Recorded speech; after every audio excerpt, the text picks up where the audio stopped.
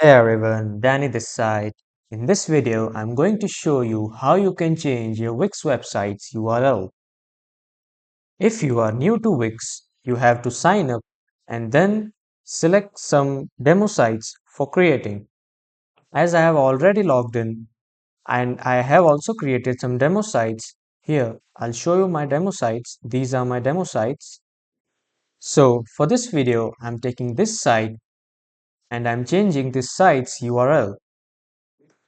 URL simply means Uniform Resource Locator, and I'll just now simply click on select site. After clicking, you can see that my website's dashboard has opened. Here I can connect to a custom domain, I can publish my site, I can get found on Google, and multiple things more. So for changing the URL, we'll simply go to settings at the left side bottom. In the settings, under the site domain and SEO, just click on website settings. Under the website settings, when you scroll a bit, you will see site address URL, and this is the demo URL, so I'm gonna change it.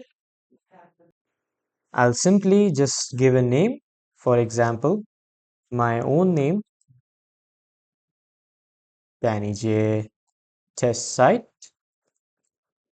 and then I'll add a random number, and then on the right top, I'll just click on save,